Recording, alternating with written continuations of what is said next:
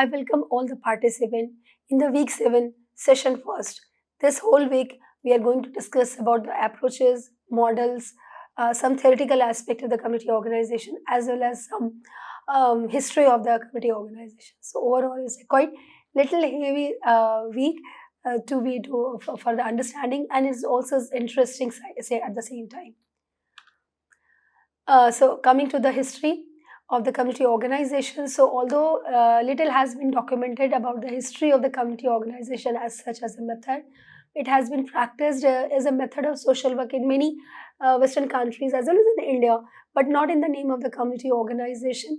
But as the kind of the activities which has been involved into the community, so from where and from there we have draw the history. Here, the early roots has been, if looking into the early roots of the community organization, so it is somewhere the roots of the community organization can be traced back to the early settlement house movement in the late 19th century, where social work focused on addressing poverty and improving the lives of the marginalized communities. Then next stage is considered as the social reform movements. The world has witnessed during the early 20th century, community organization played a key role in in various social reform movements such as the labor movements, the women movements, and then civil rights movements. Modern era, the third phase is considered to be then the later half of the 20th century. Community organization expanded its focuses to address broader range of issues, including environmental issues, health disparities, economic inequalities. So these were taken into consideration in the modern time. Even in that, the contemporary areas and then challenges what the community organizers has been faced today is the increasing complexity of social problems, the rise of social media, the need to adapt to the rapidly changing world, the virtual world we are living in. So because of the new kinds of the world, the new kinds of the challenges has been emerged, and what the community organizer has to work on. Okay, just take one by one. So history of community organization, so much, not only the community organization, but overall the social work has been actually grounded to the Elizabethan Poor Law as the very first social welfare activity which has been done by the state. Elizabethan Poor Law 1601 in England was the first effort in kind, right, to deliver services to the needies, to disabled and deprived community. So it was the community organization for social welfare efforts, the very first milestone in the area, in the field of the social work in general. Charity organization society is considered to be more formal approaches which has been observed, the world has observed, and actually is considered to be the one great milestone in the development of the social work and so to the community work and community organization. The charity organization considered to be the forerunners in the modern community organization planning. The London Charity Organization Society, which was established in the year 1869, to eliminate the discrimination against the kinds of the alms giving or the relief giving agencies at that time, as well as dealt with the effects of the poverty in that nation with limited government interventions. So the alms were given or distributed. It was not actually organized. So Octavia Hill, the credit goes to her. She has actually tried to organize those kinds of the alms and then charities, which was given by and then distributed by the agencies and then churches. And then the group actually living nature of the human beings have always been the formation of informal formal kind of organization to meet the needs of the people in need, I mean throughout the history of the human, these organizers. But this is what the very first time, the kind of the very formal set of the organization, and this organization actually initiated the process and method of people to help people who are ignorant, deprived, and in conflict with law. Later on, the idea of welfare emerged into the welfare activities of formal organization, overcoming that disparate problem of poverty, hunger, and that caused beggary was the first step to taken as community organization as part of the social welfare and activity in England. So supported to those homeless to provide the houses, and also without with all due of respect of their dignity. So the community organization movements in an influential factor for the emergence of the community organization. The rise of federation of 1917 to 1935 is also considered an important pioneer year. So in the increase, the idea of community chest and councils was the time in this time emerged and developed in this period, because community chest is a voluntary welfare agencies, cooperative agencies for people, which was strong local structure to force for ensuring community welfare and handle huge funds.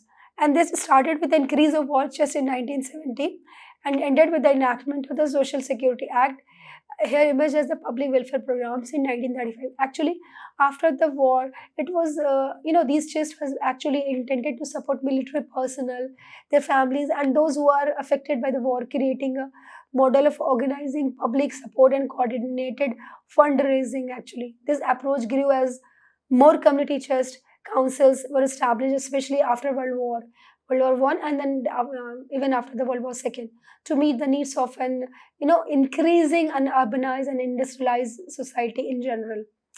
So more number of chess and council emerged after the World War first, and then after World War Second as well. First to look after the or fulfill the needs of the war affected people, or the directly or indirectly, and to the general poor and then underserved or marginalized communities, or because of the urbanization things has been happened in the world. And so the very first Cincinnati Public Health Federation established in 1917 as a first independent health council of American city. So these are the histories in general I'm talking about, because usually this history has been we are taking from the England and America. So it's like we are talking about the kind of approaches, the kind of ideology, how it has been changed in the different era, right? So Cincinnati Public Health Federation is considered to be the very first federation established in 1917 as an independent health council, again supporting the community members in their health issues and health requirements. In 1921, American Association Social Worker was organized as the first general professional organization. So again a landmark here, which was established by training social workers and others were wished to get specialized in community organization work, right? So it's again considered to be a very important milestone, where the kind of professionalism in the area of organization has been emerged. So this is another settlement house movement is considered, again it's like overlapping periods. So settlement house movement actually took place during the progressive era and was driven by the group of young people, particularly the young women who from the middle class, who wanted to provide services to the poor urban communities, inspired by the English social gospel movements. And leaders like Jane Addams and then Lillian Bold established settlement houses, and that provided social services and advocated for the political reforms. These houses helped develop social work serving immigrants group and developing legislation related to labor and social reforms. So this is a picture of the Hull House. So in the late 19th century, this committee organization took a more structured form with the establishment of the settlement house movement in Europe and North America. Figures like Jane Addams and in the United States opened settlement house, which provide services such as education, healthcare, childcare, impoverished urban neighborhoods, as well as also advocate on behalf of them.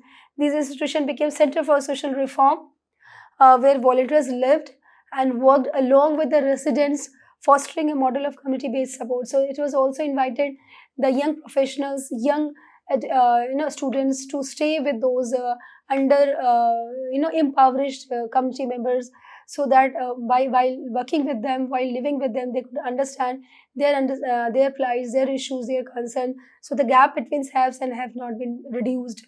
So this was a beautiful idea and beautiful movements which has been took place in England and America so far, and give birth to the development of the so beautiful profession that is social work, and so to the community organization. In 1887, with a Skidder, a graduate of Smith College and a professor at Wellesley College, founded the college settlement settlement association in Boston. So it was again a landmark things has been happened at the university level. 2 years later, in 1889, Jane Addams has and Ellen Gates funded founded the Hull House. For that, this is the picture of Hull House in Chicago, one of the most famous settlement house in the United States, even still today. Right in 1893, Lillian Wald, a nurse, established the nurse settlement in the New York, which was later renamed the Henry Street Settlement. So these are some very important settlement houses which actually are, giving birth to the settlement house movements, and these movements actually supported the underprivileged or impoverished or underprivileged community members to come forward to participate, or participation of the middle class community members also come forward to support them, to bring them in the normal life. Mid 20th century as a federal security and then welfare reforms. So this is what the 1940s and 1950s marked a significant period for community organization, especially with the establishment of the Federal Security Agency and later the Department of Health, Education and Welfare in the year 1953. 1946, the Association for the Study of Community Organization was created to promote professional standards in community organization, organizing conferences and studies to improve practices. So for the development of any profession, it's very important.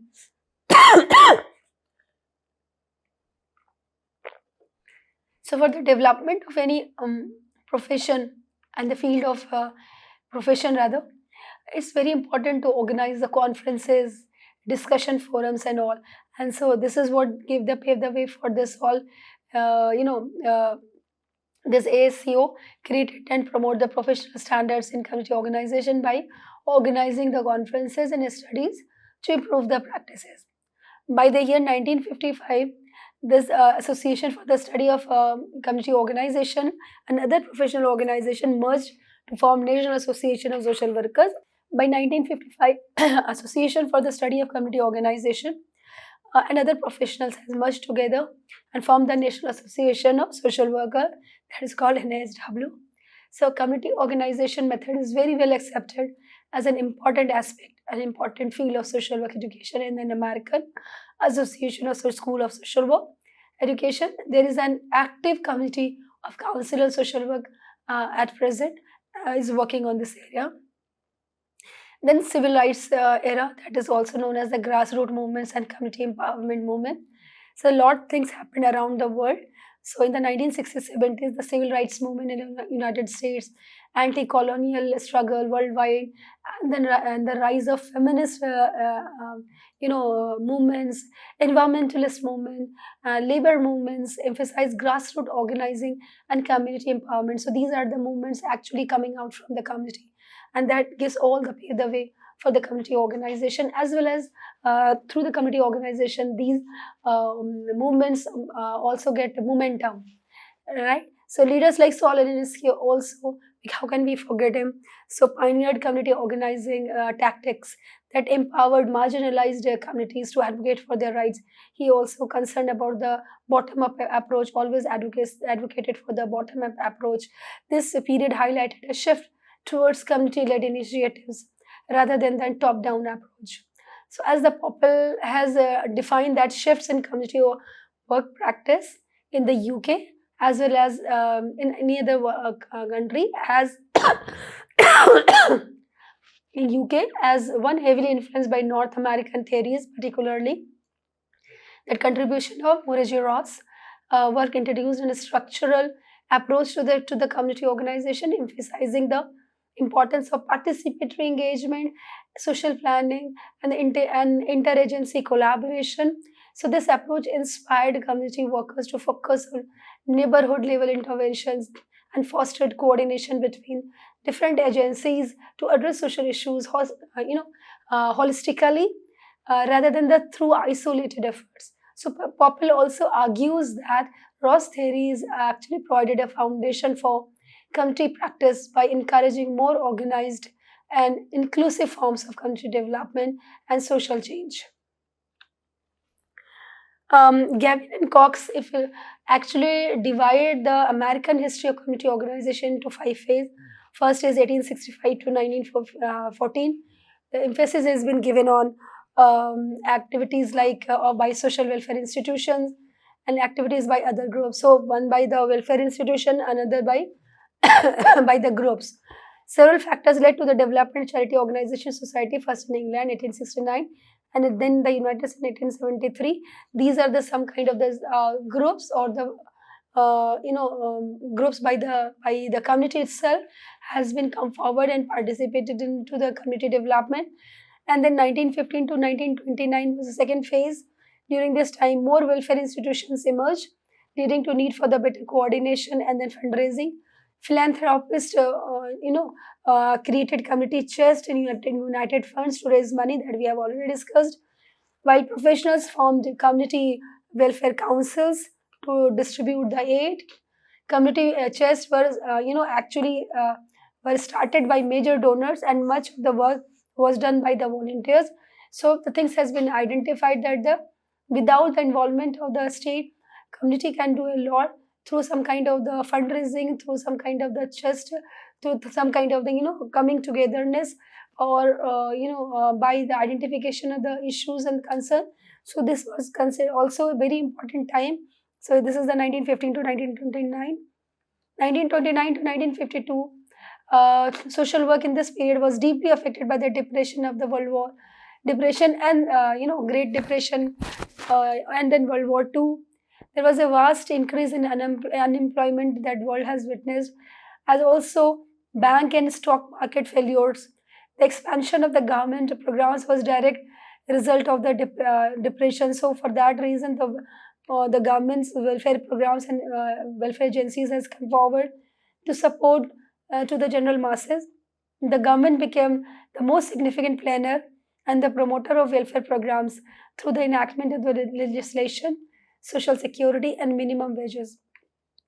The civil rights movement is the third era, 1955 to 68.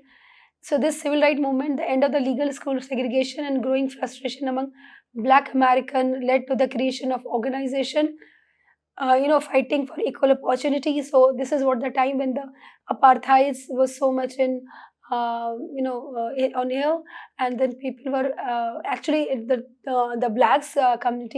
black community actually recognized their own rights. So under the leadership, Martin King Luther Jr. became a key leader in this movement.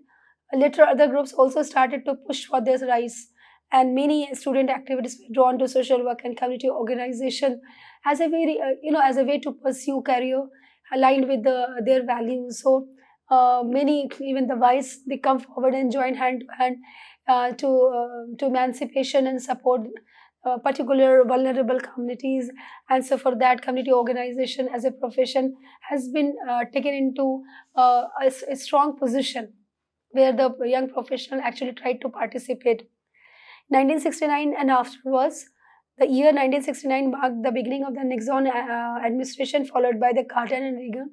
Actually, this is what the President Nixon, and then followed by the successive U.S. presidents like the Jimmy Carter and then Ronald Reagan, each bringing unique kind of the approaches to the governance and policies impacted community development. So these were the president who actually remarked as an important in contributed into the community activity and community development orientation or community development kind of the activities.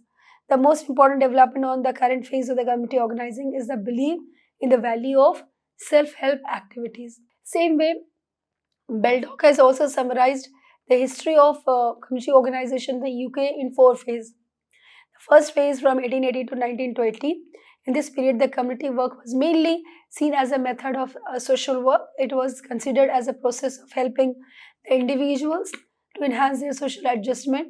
It acted as major players to coordinate and work as a voluntary agency. So during this time, community work was primarily a form of social work aimed at helping individuals improve their own social skills and adaptability. It also played a key role in coordinating voluntary agencies efforts and promoting the voluntary agencies overall.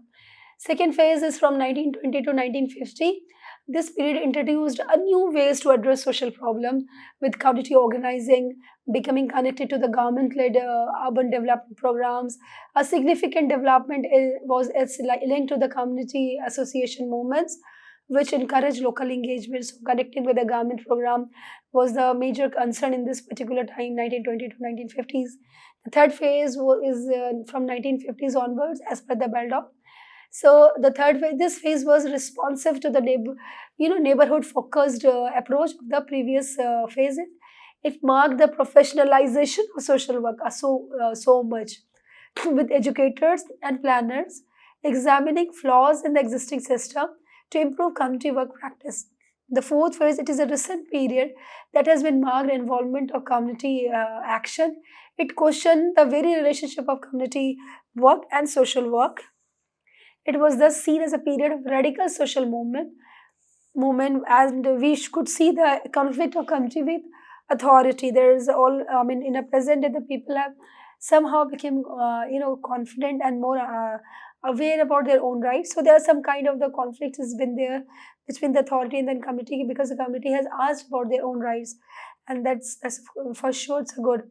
The association of social workers and then community were deprofessionalized during this period, as it was during this period that conflictual strategies was introduced in community work, although even now there is no consensus on the issues.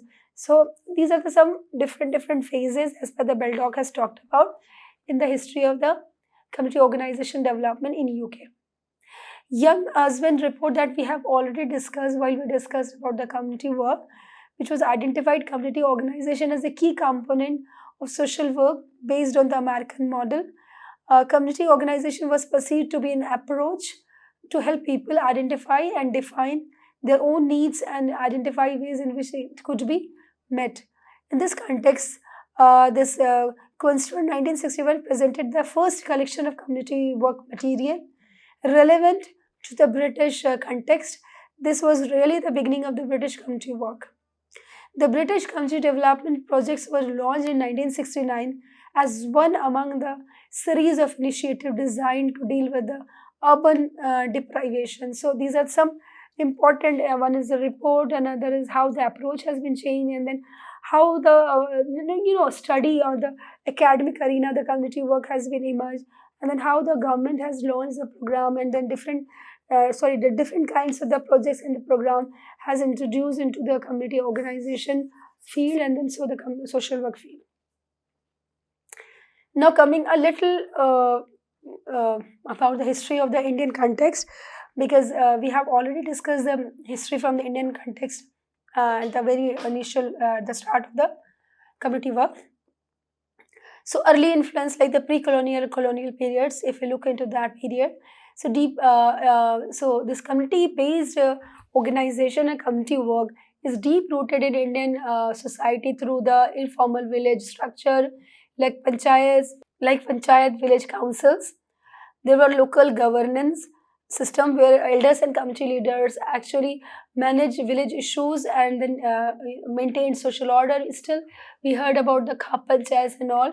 This is still been there, officially and unofficially. They hold the control a lot of the things and organize the community around certain issues and certain objective. Colonial period, the British introduced formal administrative system which disrupted traditional community structures. However, social reformers like Raja Ram Mohan Roy, Swami Vivekananda, Mahatma Gandhi, Sir Syed Ahmad Khan, they all emphasize a different kind of the, they have actually started different set of the movements, and they talked about the self-reliance, community unity, which laid a foundation for community organization as Gandhiji concept of Sarvodaya welfare.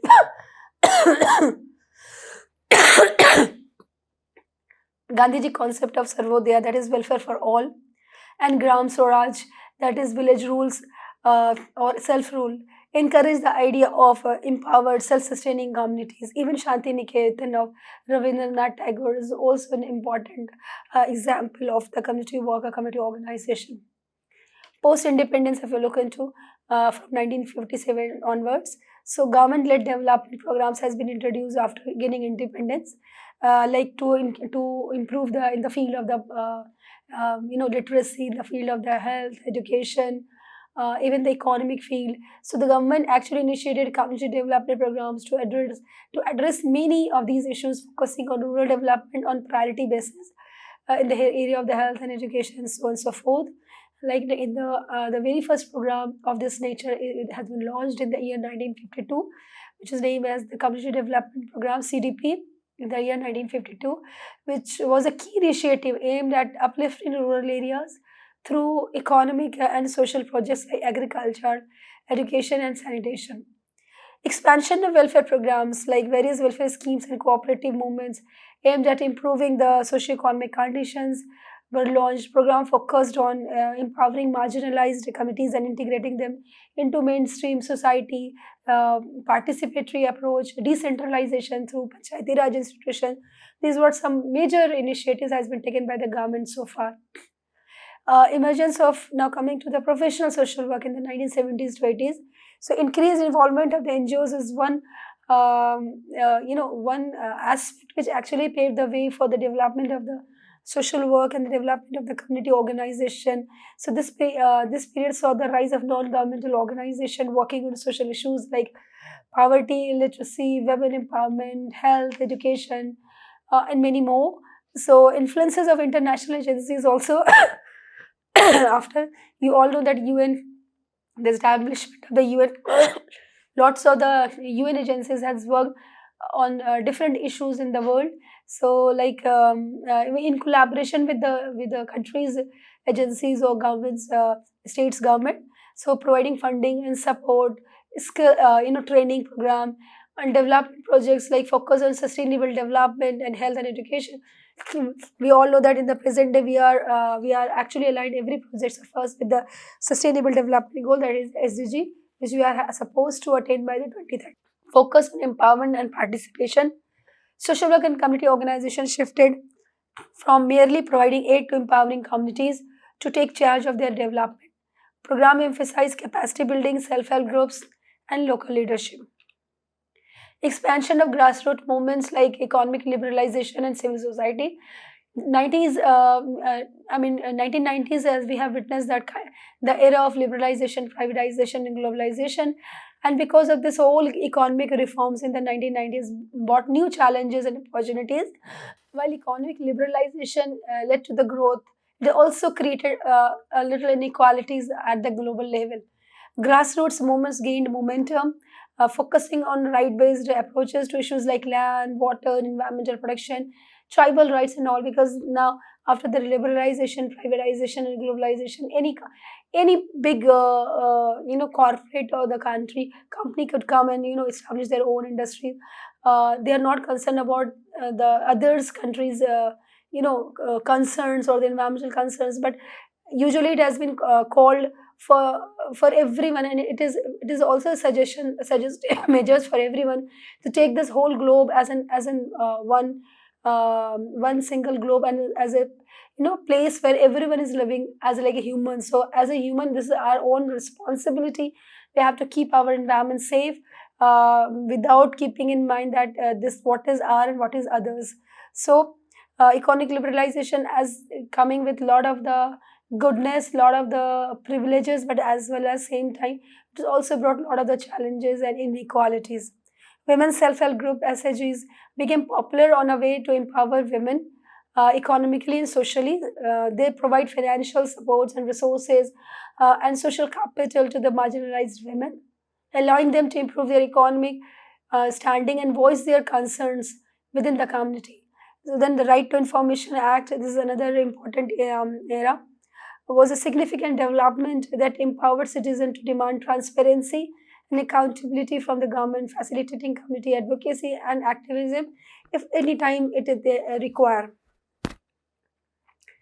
Modern era, so government initiatives for inclusive development like the Manrega program, focus on the social justice and inclusion, community organization efforts have increasingly targeted the issues of social justice, addressing the needs of the marginalized groups. including scheduled castes, scheduled tribes, women, and LGBTQ communities, person with disabilities, and all. Digital and technological impact has been there. Technology has become tool for the community organization at one hand, right? With digital platform enabling mobilization, fundraising, awareness generation, awareness campaign, coordination for the social work, social media and mobile application have transformed outreach and allowed for wider participation. Definitely with some kind of the drawbacks or some kind of the challenges has been there that also need to be looked into. But then next is the environment and climate justice movement. In recent years, community organizations have also focused on environmental issues such as sustainable agriculture, water conservation, and combating climate change with movements like Chipko movements, Narmada Bachao Andolan, influencing the environmental activism. So, in totality, I would say that community organization in India has evolved from traditional structure to professional to grassroots-led approaches. Right over the years, the focus has shifted from basic welfare programs to right-based advocacy and sustainable development, adopting the changing need of the society and actually leveraging new tools and strategies to achieve community-based goals. So, and also, I would like to say that the last thing is about that the involvement of the CSR, that the corporate social responsibility in India has its roots in the country's ancient tradition of charity and community service, but it gained more formal recognition in the modern era, particularly after the government has make it a mandatory. So CSR encourage collaboration between business, government bodies, and non-governmental organization to address community issues. The collective approach often leads to more efficient and impactful solution because NGO has the solution, NGO have the contacts with the community, CSR is having the funds, government is having the willingness. So after coming together, all these three, this actually could bring a lot of the changes into the community. Thank you so much for to attending and to listening so carefully this session.